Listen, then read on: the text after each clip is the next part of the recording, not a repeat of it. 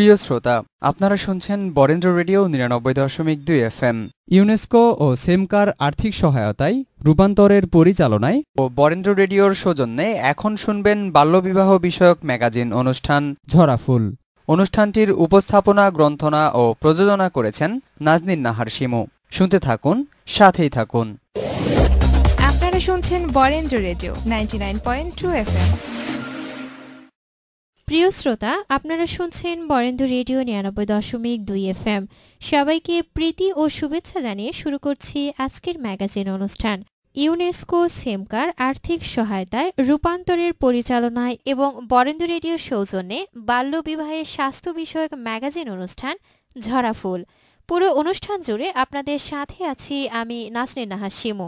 যা যা থাকছে আমাদের আজকের ম্যাগাজিন অনুষ্ঠানে, প্রথমেই শুনব একটি কথিকা, তারপর থাকছে একটি প্রতিবেদন, এরপর থাকছে একটি নাটিকা, সর্বশেষে থাকছে আলোচনা অনুষ্ঠান সম্পর্কিত যে কোনো মতামত জানাতে পারেন।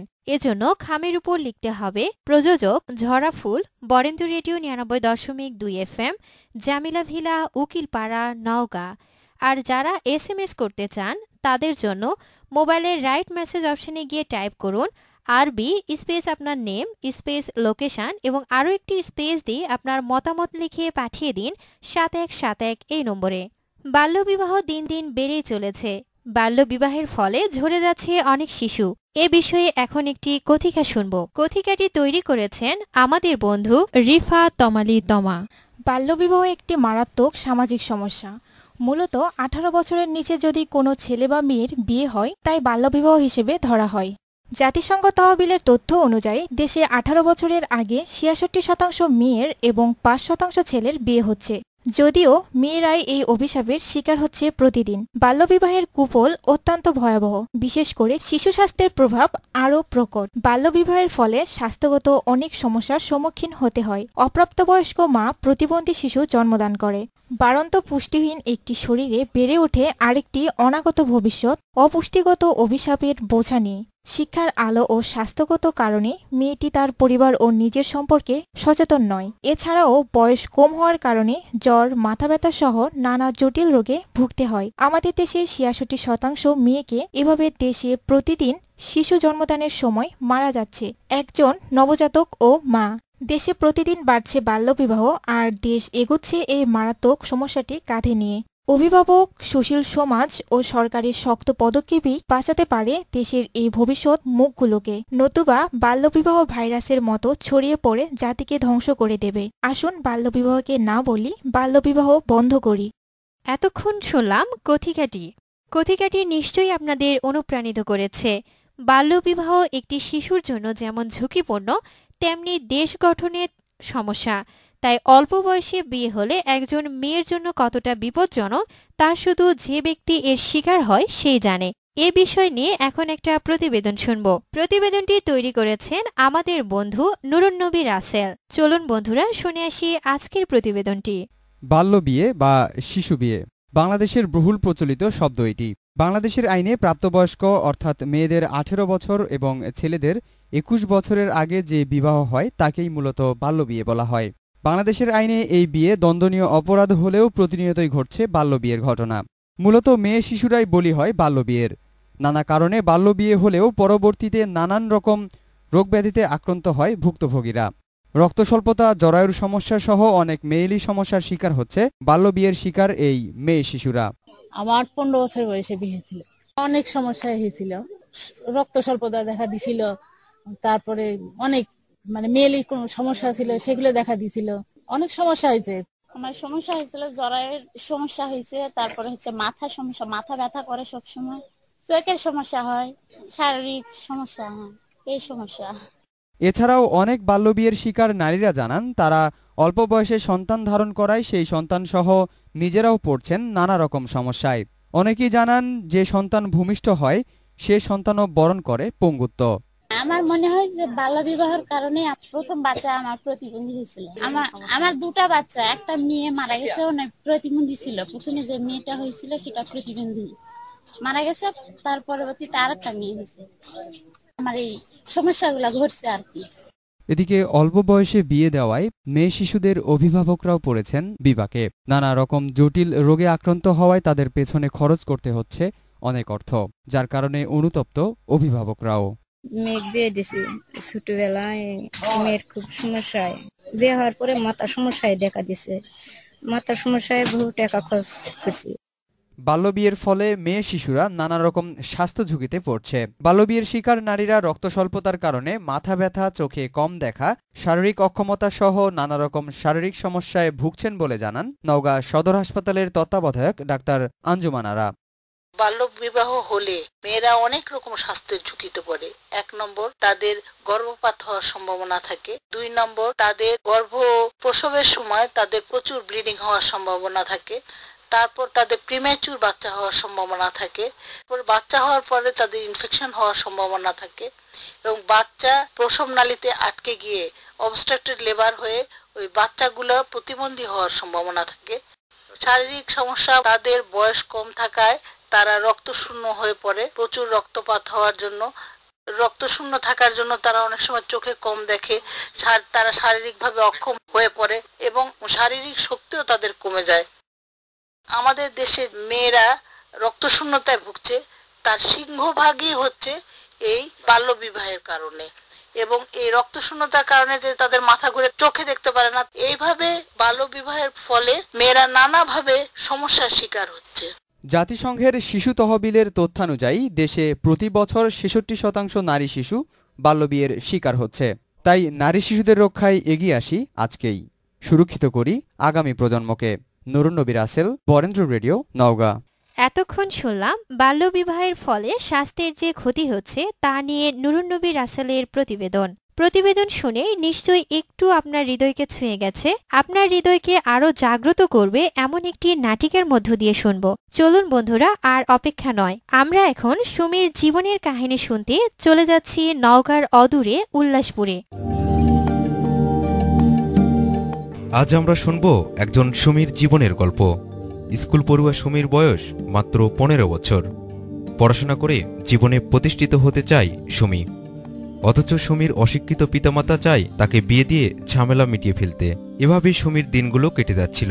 একদিন রাজ্জাক মিয়া বোনের বাড়িতে আসলেন তার ভাগ্নি অর্থাৎ সুমির বিয়ের প্রস্তাব নিয়ে। অতঃপর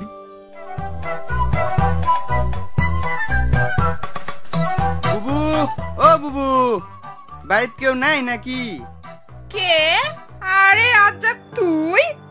কোনো খবর বার্তা নাই, হঠাৎ করে চলে আলু? লাও দিনি বাবু, আমি বোনের বাড়িতে আসবো, সেটা আবার আগের থিনি কভার হবে? না না বাবা, সেটা লয়। তোর যখন মন চাইবে তুই তখনই আসবো। তুই কি বাড়ির থিনি আসিচ্ছু? হয়, বাড়ির থিনি। নীল আকাশের নিচে ওই দেখ দুলা ভাই চলে আসছে। সালাম আলাইকুম দুলা ভাই। ওয়ালাইকুম সালাম। রাজ্জাক মিয়া যে, কখন আসলেন তুমি? বা এই তো 1 ঘন্টা আনো। তে হঠাৎ কি মনে করে? কোনো কাম আছে নাকি? হয়, ওই এনা কামেই আসিছি। তোর আবার কি কাম রে? কাম হামার লয়, তোমাকে দরকারে আসা। আমাকে আবার কি কাম? ওই যে বুবু একটা কাম দিছিল হামাক। ক্যারে, তুমি আবার কি কাম দিছি নক? আরে ওই যে সুমির বিয়ার ব্যাপারে আনা করছিনু। ও, তুমি তো সেদিন আমাকে কলিনি। তা ক্যারে, কোনো ভালো সম্বন্ধের খবর আছে নাকি? হয়, ভালো একটা সম্বন্ধের খবর তো আছেই। আমি কি আর এমনি এমনি আসিছি নাকি? আলহামদুলিল্লাহ। তো ছেলে কি করে, বাড়ি কোনটে? আরে থামো থামো, সব কথা পরে হবে নি। চেনাটা দূরের থেকে আসিছে, আগে খাওয়া দাওয়া হোক, ভাতের থালাতে খাওয়া যাবে নি। হয়, দুলা ভাই ঠিক কছে, আমাকেও খিদে লাগিছে। আচ্ছা লে, তুই ডুব বেড়াই, আমি ভাত রেডি করিচ্ছি। আচ্ছা।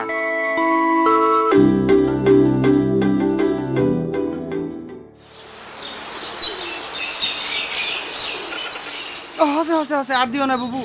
আরে দাও দাও, ওই মাছের কাল্লাটাই অক দাও। আরে না না, মাছের কাল্লা আসেল দিও, আসেল খাবে হিনি। আসেল কাল্লা প্রত্যেক দিনই খাই, আজকে তুই খা, কাল্লা খেলে কিছু হবে না। যাক, এবার সুমির বিয়ার প্রস্তাবের ব্যাপারে না কদিনই শুনি। পাত্র মাশাআল্লাহ সোনার টুকরা, 1 লাখে ইনকার একটা পাত্র পাওয়া যায়। তা ছেলে কি করে? ছেলে পড়ালেখা জানে, ম্যাট্রিক পাস করিছে। অবশ্য বাবা একটা বড় মুদির দোকান করে দিতে, ছেলে এখন ওই দোকানতেই বসে। ও আচ্ছা, তো ছেলের বাড়ি কোন জায়গা বা? ছেলের বাড়ি ওই তারাপুর, মানে আমাদের গায়ের পরের যে গাঁও ওটাই। তা বাবা ছেলের বাপ মাও কি বেঁচে আছে? হয় দুলা ভাই, বেচা আছে। তা ছেলের বাড়ি ঘর ক্যাংকারা, সয় সম্পত্তি আসতো বাপের। আরে কয় কি, ছেলের বাড়ি তো পুরো আশপাশাত এক্কেরে পাকা বাড়ি। এমনিতে ছেলের বাপের 10 বিঘা ধানের জমি আছে, পুকুরও আছে। এটা বাপরে, ভালোই তো তাহলে। তে আমি কি এমনি আমার ভাগ্নি ওই বাড়ি পাঠাবার চাচ্ছি? আরে থামো থামো, ছেলের ভাই বোন কয়টা সেটা না শুনে যে আমরা লাফালাফি শুরু করে দিছি। আরে দুলা ভাই, ছেলের কোনো ভাই নাই, খালি 2টা বোন আছে, সেগুলারও বিয়া হয়ে গেছে। বোনেরা সম্পত্তির ভাগ পাবে না, তাই কোনো চিন্তা নাই আমাদের, বুঝছিন? তুমি যেগুলা গপ্প দিলেন সব যদি ঠিক হয় তাহলে এই বিয়া থামার কোনো আপত্তি নাই। দুলা ভাই, আপনি এটা কথা কইলেন?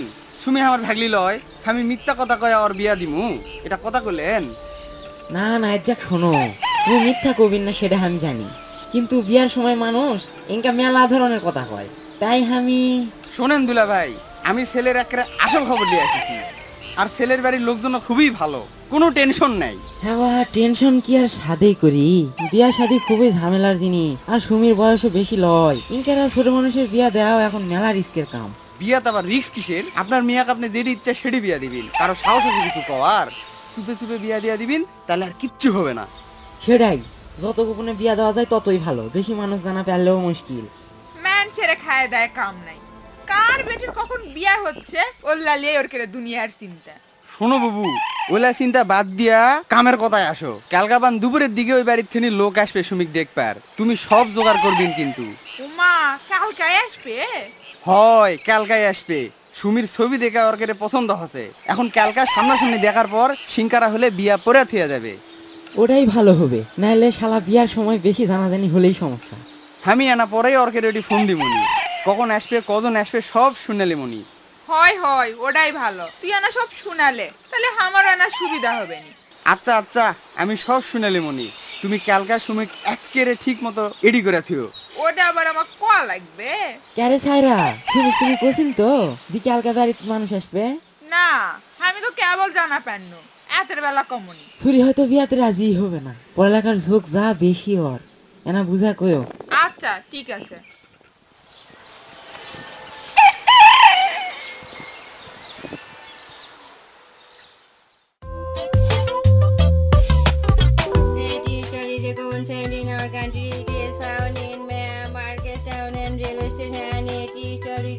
এই যে আম্মা জান, পড়া থামে, আমার কথা না মন দিয়ে শোনো। খালি পড়ার টাইমে খালি ডিস্টার্ব করে, কি হয়েছে কও?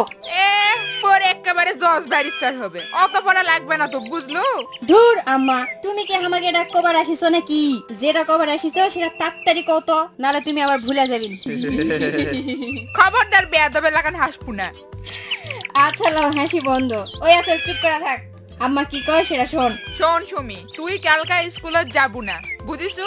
হুশ, কালকে স্কুলে যাওয়াই লাগবে, কালকে ইংলিশ পরীক্ষা আছে, পরীক্ষা মিস দেওয়া যাবে না। পরীক্ষা দেওয়া লাগবে না, আমি যেটা কই ওটা শোনে। কালকা বাড়িতে মানুষ আসবে, তাই তোর স্কুলে যাওয়া লাগবে না। কে আসবে আম্মা কালকে? কালকা তোর বোনের দেখবার কয়টা মানুষ আসবে।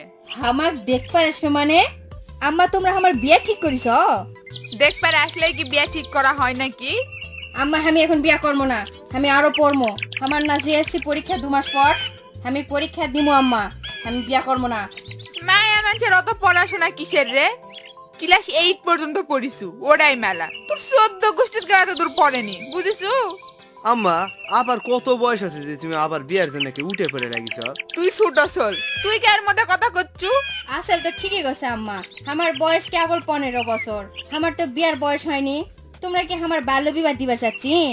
শোন সুমি, 2 কলম লেখাপড়া করে মুখে মুখে খুব কথা কবা শিখিছু লয়, আর তোর বিয়ার বয়স হয়নি মানে? আরে আমার তো তোর চেয়ে কম বয়সে বিয়া হয়েছে, কে আমি সংসার করে খাচ্ছি না? আম্মা শুনেন, তোমাকে সময় আর আমাকে সময় এক লয়, দিন বদলে গেছে, বুঝিস? ওই তোক না লোক করে থাকবা কোনো, ওল্লা আমি বুঝি না। কালকা বাড়িত লোক আসবে, দুজন একজন আমি বাড়িত পাই, বাইরের মানুষের সামনে যেন কোনো ঝামেলা না হয়, কয়া দিনু কিন্তু। আম্মা তোমার পাও ধরি আম্মা, আমার কথা তুমি না শোনো আম্মা। কোনো না, যে তোকে কোনো কথা আমি শুনবো না।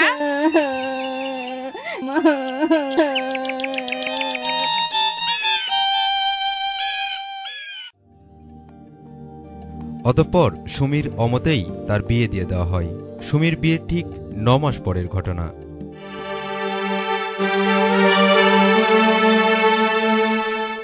আমারও ও আম্মা মরে গেল আম্মা। আম্মা তুমি কুন্ডি কি হসে চিল্লাচ্ছ কে? হাই রে মা, কি হসে তোর? ওকা করিচ্ছ কে? আম্মা আমি আর থাকা পারিছি না, আমার ব্যথা উঠেছে আম্মা, আমি মরে গেল মা। ডাক্তার তো কসলা যে তোর সল হতে আরো 2 মাস দেরি আছে, তে এখনই কা তোর ব্যথা শুরু হলো? আমি এত কিছু জানি না আম্মা, তুমি আমাকে হসপিটালত লিয়া চলো। তোর বাপও তো বাড়িত নাই, দেখি আমি রাসেলকে একটা ভ্যান ডাকা লিয়ে আসবা কই। যাও তাড়াতাড়ি যাও, আমি আর পারিছি না আম্মা। রাসেল, ও রাসেল। কি আছে আম্মা? ওই যে তোর আপার সমস্যা হসে, ব্যথা নাকি শুরু হসে। হ্যালা, তাহলে তো ডাক্তারের কাছে যাওয়া লাগবে। হয় হয়, তুই যা এখন একটা ভ্যান ডাকা লিয়ে আই বাপ। আচ্ছা আচ্ছা, তুমি আবার কাছে যাও, আমি ভ্যান ডাকা লিয়ে আসছি।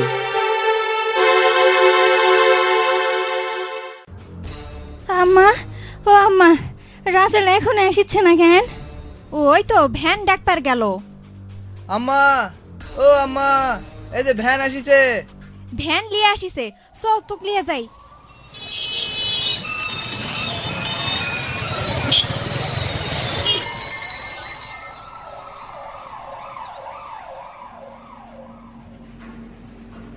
ডাক্তার সাহেব, ও ডাক্তার সাহেব, আমার মেয়েটা কেন দেখেন ডাক্তার সাহেব, আমার মেয়েটা বাঁচান। ও মাই গড, ওর এক্ষুনি অপারেশন করতে হবে, আপনারা বাইরে অপেক্ষা করুন।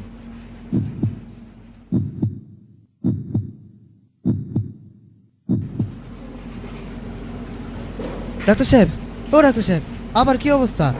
আই এম সরি, বাচ্চা এবং মা কাউকেই বাঁচানো গেল না।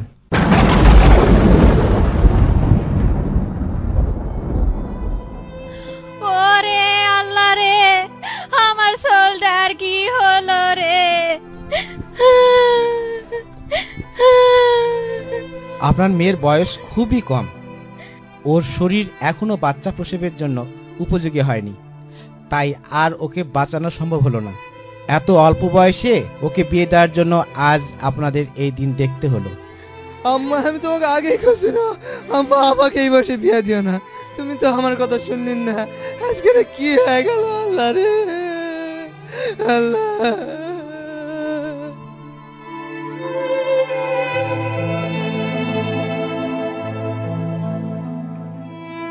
এভাবেই বাল্যবিবাহ কেড়ে নিচ্ছে অসংখ্য কিশোরীর প্রাণ। তাই আসুন আমরা সচেতন হই, বাল্যবিবাহের বিরুদ্ধে প্রতিরোধ গড়ে তুলি।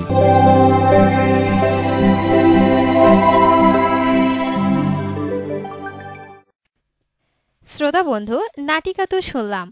নাটিকাটিতে যেমনটি বুঝলাম, অল্প বয়সে বিবাহ হলে স্বাস্থ্য ভেঙে যায় এবং নানা অসুস্থতায় ভোগে, আবার শেষ পরিণতি মৃত্যুও হতে পারে। আর এমন বিষয় নিয়ে যদি ডাক্তারের সাথে বিশদভাবে আলোচনা হয় তবে আরও ভালো হয়। এখন শুনব এ বিষয় নিয়ে আলোচনা অনুষ্ঠান।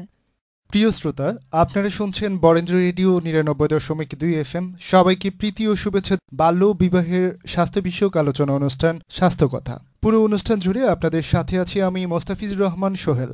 আমাদের মাঝে আলোচক হিসেবে উপস্থিত আছেন নওগাঁ সদর হাসপাতালের তত্ত্বাবধায়ক ডাক্তার আঞ্জুমান আরা। অনুষ্ঠান সম্পর্কিত যে কোনো মতামত জানাতে পারেন, এজন্য চিঠি লিখতে পারেন। খামের উপর লিখুন প্রযোজক স্বাস্থ্য কথা, বরেন্দ্র রেডিও ৯৯.২ FM, উকিলপাড়া, নওগাঁ। আর যারা SMS করতে চান তাদের জন্য মোবাইলের রাইট মেসেজ অপশানে গিয়ে টাইপ করতে হবে RB স্পেস দিয়ে আপনার নেম, লোকেশন এবং তারপর পাঠিয়ে দিতে হবে ৭১৭১ এই নাম্বারটিতে। স্যার, শুরুতেই আপনাকে স্বাগত জানাচ্ছি আমাদের আজকের অনুষ্ঠানে। আপনি কেমন আছেন? আমি ভালো আছি। তোমাদের সবাইকে শুভেচ্ছা আজকে এই অনুষ্ঠানে আমাকে আমন্ত্রণ জানানোর জন্য। আপনি ইতিমধ্যেই জানতে পেরেছেন আজকের আলোচনার বিষয়বস্তু, তাই প্রথমে জানতে চাইব যে বাল্য বিবাহ বলতে আসলে আমরা কি জানি? বাল্য বিবাহ হলো যখন একটা মেয়ে যার বয়স 18-র নিচে অথবা একটা ছেলে যার বয়স 21-এর নিচে তাদের মধ্যে বৈবাহিক সম্পর্ক হয়, এটাকে আমরা বাল্য বিবাহ বলবো। ধন্যবাদ আপনাকে। এবার আপনার কাছে প্রশ্ন রাখবো যে বাল্য বিয়ের ফলে কি কি সমস্যার সম্মুখীন হয়? বাল্য বিবাহ এমন একটা সমস্যা যার শাখা প্রশাখা অনেক। এটা 3 ধরনের সমস্যা বাল্য বিবাহের ফলে হয়। 1 নম্বর স্বাস্থ্যগত সমস্যা, 2 নম্বর সামাজিক সমস্যা, 3 নম্বর অর্থনৈতিক সমস্যা। এখন যে বর্তমানে বাল্য বিবাহের ফলে কি রোগের সংখ্যা বেড়েছে বলে আপনি মনে করছেন? আসলে বাল্যবিবাহ হলে স্বাস্থ্যগত সমস্যাটাই হলো সবচেয়ে প্রকট। যখন স্বাস্থ্যগত সমস্যার মধ্যে আবার মেয়েদের সমস্যাটা বেশি, কারণ মেয়েরা যেহেতু সন্তান ধারণ করে, এই জন্য স্বাস্থ্যের ঝুঁকিটা মেয়েদের অনেক অংশেই বেশি, ছেলেদের একটু তুলনামূলকভাবে কম। স্বাস্থ্যগত সমস্যা যেটা এতই ভয়াবহ যে এই স্বাস্থ্যগত সমস্যা সম্পর্কে সকল সমাজের সকল স্তরের লোকজন যদি জানতো, তারা কেউই বাল্যবিবাহ দিত না। কারণ একটি মেয়ে যার বয়স কিনা 18 হয়নি, তাকে যখন বিয়ে দেওয়া হয়, সে যদি জন্ম নিয়ন্ত্রণ পদ্ধতি গ্রহণ করতে চায়, সেটা সে অ্যাডজাস্ট করতে পারে না এবং তার তখন শারীরিক অনেক সমস্যা দেখা দেয় এবং এর ফলে অনাকাঙ্ক্ষিত গর্ভধারণ হয়ে যায়। তখন আবার তারা চেষ্টা করে গর্ভপাত করার জন্য, সেটা থেকে আবার উদ্ভূত হয় বিভিন্ন স্বাস্থ্যগত সমস্যা, রক্তশূন্যতা, জরায়ুতে ইনফেকশন, এবং সে শারীরিকভাবে দুর্বল এবং অক্ষম হয়ে পড়ে। তারপরে চলে আসে এই স্বাস্থ্যগত সমস্যার ডালপালা থেকে তার সামাজিক এবং পারিবারিক সমস্যা। এছাড়াও যদি এরকম একটা অপরিণত বয়স্ক মেয়ে গর্ভধারণ করে, তার জন্য মৃত্যুর ঝুঁকি একটা পূর্ণবয়স্ক মেয়ের চেয়ে প্রায় 4 গুণ বেশি। তার গর্ভপাত হওয়ার সম্ভাবনাও 4 গুণ বেশি।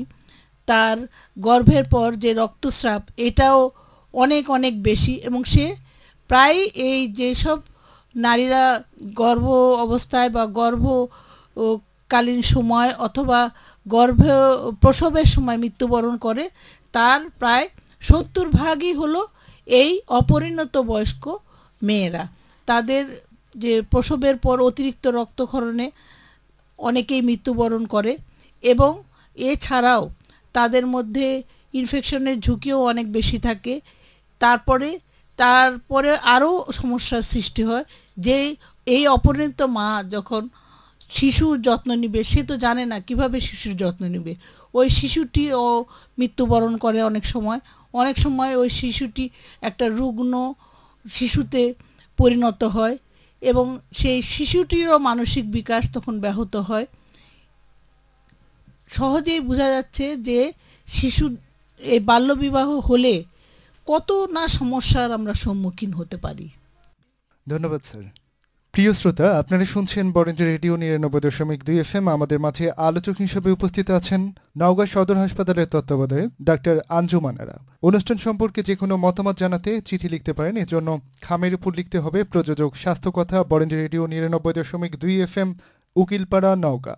আর যারা SMS করতে চান তাদের জন্য মোবাইলে মেসেজ অপশনে গিয়ে টাইপ করতে হবে আরবি স্পেস দিয়ে আপনার নেম, লোকেশন এবং তারপর আরও একটি স্পেস দিয়ে আপনার কথাগুলো লিখে পাঠাতে হবে 7171 এই নাম্বারটিতে। স্যার, এবার আপনার কাছ থেকে জানতে চাইবো যে বাল্য বিবাহের ফলে একটা শিশুর জন্ম নিলে তার কি কি সমস্যার সম্মুখীন হতে পারেন? বাল্য বিবাহের ফলে যদি একটা মেয়ে গর্ভবতী হয়ে পড়ে, তার যে শিশু জন্ম নেয়, সেই শিশুটি সফল মাতৃত্ব নাও হতে পারে। সেই শিশুটির গর্ভপাত হওয়ার সম্ভাবনা খুবই বেশি। তারপর যদি শিশুটি জন্ম নেয়, প্রিম্যাচুর লেবার বা অপরিণত টাইমে এই শিশুটি জন্ম হয়ে যেতে পারে, কারণ ওই মাটির যে বাচ্চা হওয়ার যে অর্গানগুলো, ওই অর্গানগুলো পুরোপুরি ডেভেলপডই হতে পারেনি। অতএব ওই শিশুটি পূর্ণ টাইম পর্যন্ত মায়ের গর্ভে থাকতেই পারে না। ওই প্রিম্যাচুর বাচ্চার জন্ম হলে তার ওজন কম হয়, সে বিভিন্ন ইনফেকশনে আক্রান্ত হয়। তাছাড়া পূর্ণবয়স্ক বাচ্চাও যদি হয়, এই বাচ্চাটা যখন বড় হয়ে যায়, মায়ের জরায়ুটা ততটা বড় হতে পারে না, তখন ওই মায়ের প্রচুর ব্লিডিং হয়, যার ফলে ওই শিশুটি ওই জন্ম হওয়ার সময় শিশুটি মারা যাওয়ার সম্ভাবনা থাকে। এই যে এসব বিষয় থেকে রক্ষা পেতে আসলে অভিভাবকের কি কি করণীয় আছে বলে আপনি মনে করছেন? আসলে আমাদের দেশের বেশিরভাগ অভিভাবকেরাই লেখাপড়া জানেন না, বা অনেকে লেখাপড়া জানলেও এই স্বাস্থ্যগত ব্যাপার নিয়ে অত গভীরভাবে চিন্তা করেন না। তারা নিজেরাও জানেন না তারা তার এই অপরিণত বয়স্ক মেয়েটিকে বিয়ে দিয়ে তাকে কি ঝুঁকির মধ্যে ফেলে দিচ্ছেন। এই জন্য আমাদের সামাজিক আন্দোলন গড়ে তুলতে হবে এবং সকল স্তরের শিক্ষিত জনগোষ্ঠী এবং বিভিন্ন এনজিও বা সামাজিক বিভিন্ন প্রতিষ্ঠান এর মাধ্যমে এই বাল্যবিবাহের যে সমস্যাগুলো এগুলো তুলে ধরতে হবে এবং এটার ব্যাপক প্রচার করতে হবে, যাতে করে মানুষ এর ভয়াবহ দিকটা বুঝতে পারে এবং এটা থেকে তারা বিরত হয়। ধন্যবাদ স্যার আপনাকে। বাল্যবিবাহ স্বাস্থ্যের যেমন ক্ষতিকর তেমনি মৃত্যু ঝুঁকিও বেশি, এজন্য সরকার, এনজিও, অন্যান্য প্রতিষ্ঠানে এটা নিরূপণে কি কি ব্যবস্থা আছে বলে আপনি মনে করছেন? সরকারিভাবে এর ব্যাপক প্রচার করার প্রচেষ্টা নিতে হবে এবং বেসরকারি বিভিন্ন এনজিও বা বিভিন্ন প্রতিষ্ঠান এবং এমনকি শিক্ষা প্রতিষ্ঠানেও এই সম্পর্কে কোর্স কারিকুলামেও রাখা উচিত এবং এটা সকলকে খুব ভালোভাবে পরিষ্কারভাবে এর সমস্যা অসুবিধার দিকগুলো জানানো উচিত, তাহলেই এই অবস্থা থেকে আমরা পরিত্রাণ পেতে পারি। একজন ডাক্তার হিসেবে আপনি বাল্যবিবাহের জন্য এই সমাজের মানুষকে কিভাবে সচেতন করতে চান? আমরা যখনই কোনো অপরিণত বয়স্ক মেয়েকে মা হিসাবে দেখি বা যখন দেখি কোনো অপরিণত বয়স্ক মেয়েকে মারা বিয়ে দিয়ে দিয়েছেন, তখন সেই সব রুগীদের, তাদের গার্জিয়ানদের এর সমস্যাগুলো আমরা বলি এবং বুঝাই যে পরবর্তী যে প্রজন্ম বা পরবর্তী যে মেয়ে তাকে যেন এরকম দেওয়া না হয় এবং তার ঝুঁকিগুলো আমরা বলে দেই যে তার এই ঝুঁকি হতে পারে এবং আমরা প্রেসক্রিপশনের মধ্যেও সুন্দরভাবে লিখে দেই ঝুঁকিপূর্ণ মা, কারণ না হলে সে আরও অসাবধান হবে এবং তার ঝুঁকিগুলোকে গুরুত্ব সহকারে বিবেচনা করবে না এবং আমার মনে হয় সকল সচেতন চিকিৎসকই এটা করে থাকেন। ধন্যবাদ স্যার, আজকের আলোচনা পর্বে অংশ নেওয়ার জন্য আপনাকে অসংখ্য ধন্যবাদ। স্যার, এবার আপনার কাছ থেকে জানতে চাইবো যে আমরা বিভিন্ন গ্রামে গঞ্জে গিয়ে শুনেছি যে সেই সমস্ত পরিবারের মানুষরা যারা বাল্য বিয়ের শিকার হয়েছে, তাদের সন্তান তারা ভূমিষ্ঠ হয়েছে এবং তাদের বিভিন্ন রকম রোগব্যাধিতে আক্রান্ত হয়েছে। আসলে এইখান থেকে কি এটা কি শুধু বাল্য বিয়ের কারণে নাকি আসলে অন্য কোনো কারণ? আসলে শুধু যে বাল্যবিবাহের কারণেই যে বাচ্চা ডিফেক্টিভ বাচ্চা হতে পারে তা নয়, কিন্তু বাল্যবিবাহ ডিফেক্টিভ বাচ্চা প্রোডাকশনের একটা অন্যতম কারণ বেশিরভাগ মারা যাদের অপরিণত বয়সে বিয়ে হয় তাদের বাচ্চা প্রসবের যে প্যাসেজটা ওইটা ঠিকভাবে তৈরি হয় না, যার ফলে বাচ্চা হওয়ার সময় বাচ্চাটা আটকে যায় এবং এই আটকে গেলেই তাদের মধ্যে প্রতিবন্ধী বাচ্চা হওয়ার সম্ভাবনা অনেক বেশি। এবং আমাদের দেশে যে প্রতিবন্ধী বাচ্চা জন্ম থাকে তাদের মধ্যে সিংহভাগ 80 থেকে 90% বাচ্চাই হলো প্রসবজনিত জটিলতার কারণে হয়। যেহেতু অপরিণত বয়স্ক মেয়েরাই প্রসবজনিত জটিলতায় বেশি ভোগে, এই কারণে আমরা বলতেই পারি যে এই সব প্রতিবন্ধী শিশু জন্ম জন্য এই বাল্যবিবাহ একটা বিরাট সিংহভাগ দায়ী। ইতিমধ্যে যারা বাল্যবিয়ের শিকার হয়েছে আসলে তাদের ক্ষেত্রে করণীয় কি আছে বলে মনে করছেন?